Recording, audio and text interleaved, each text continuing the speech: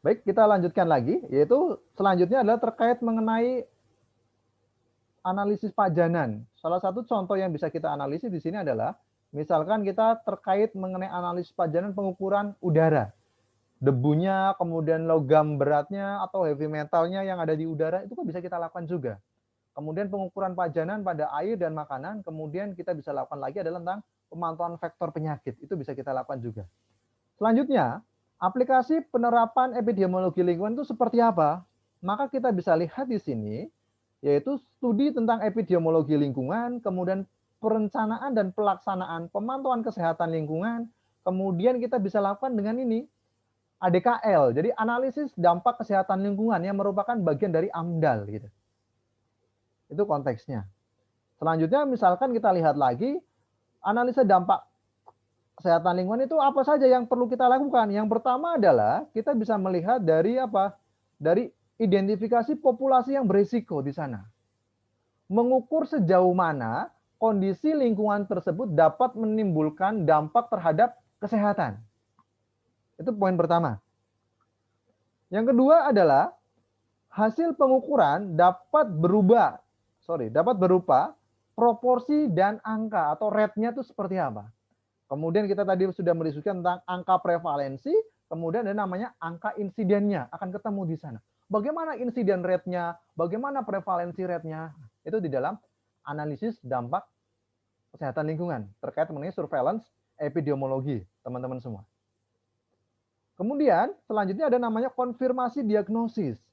Di dalam konfirmasi diagnosis ini, maka kita akan melihat di sini memerlukan pemeriksaan penunjang. Misalkan laboratorium kita lihat, misalkan kita lakukan konfirmasi diagnosis dengan pengujian labnya.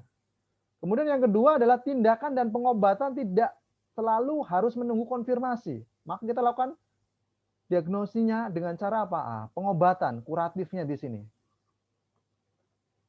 Kemudian selanjutnya adalah konfirmasi merupakan bagian gabungan dari pemeriksaan. Jadi ketika kita ada indikasi gitu ya, itu terjadi indikasi di sana, maka kita bisa lakukan konfirmasi dengan cara uji lab dan lain sebagainya. Kemudian kita lakukan pengobatan terkait mengenai kasus tersebut. Nah, selanjutnya kita akan bahas tentang apa? Contoh surveillance lingkungan kerja. Saya lebih spesifik lagi.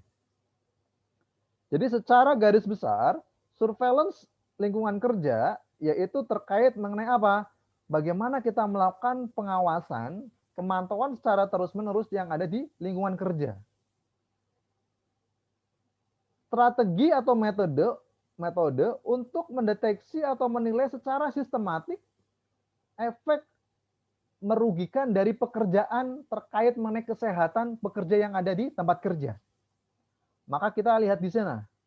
Kemudian yang kedua adalah perlu identifikasi faktor bahaya lingkungan kerjanya. Nah, kita lakukan identifikasi bahayanya. Kemudian yang ketiga kita lihat di sini adalah tetapkan populasi yang terpajan. Misalkan ada debu lingkungan kerja di situ. Ada nggak sih orang yang terpapar? Kita kelompokkan di sini. Orang yang terpapar gitu ya dalam debu lingkungan kerja. Kemudian yang kedua adalah orang yang tidak terpapar. Maka akan ketemu di sini. Betul nggak sih orang yang terpapar oleh debu akan berisiko terjadi apa? Gangguan fungsi paru misalkan. Itu bisa dilakukan teman-teman semua. Terkait mengenai surveillance, misalkan surveillance K3 ataupun surveillance di tempat kerja.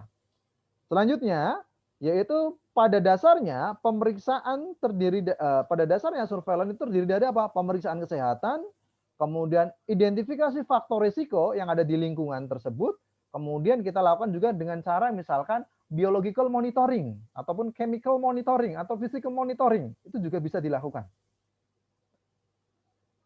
Nah, surveillance kesehatan lingkungan kerja ketika kita berbicara mengenai hal tersebut, salah satu poin yang harus teman-teman ketahui adalah tentang bahayanya. Jenis bahayanya itu apa? Faktor fisika, biologika, kimia, dan lain sebagainya.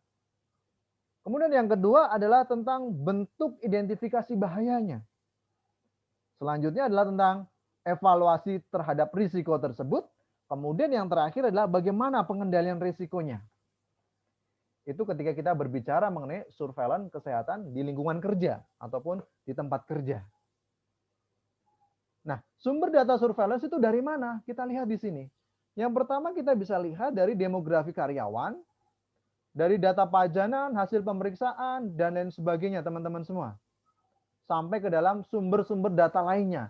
Jadi datanya kita lihat, data penunjangnya itu apa di sebuah tempat kerja itu. Pemeriksaan, pengukuran, MCU, dan lain sebagainya.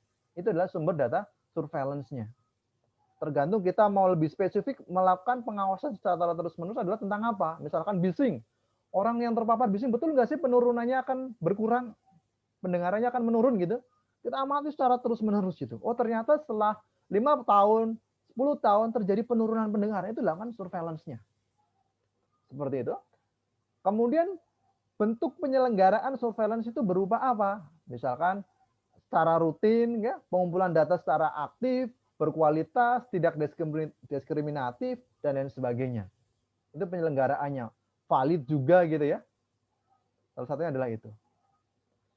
Lanjutannya apa? Kita hasil surveillance gitu, bisa dilakukan pemeriksaan dan kesimpulan akhirnya seperti apa, sampai ke dalam kita akan melihat biaya rincinya seperti apa dan transparan. Itulah terkait mengenai surveillance, contoh surveillance di lingkungan kerja teman-teman semua, terkait mengenai surveillance epidemiologi.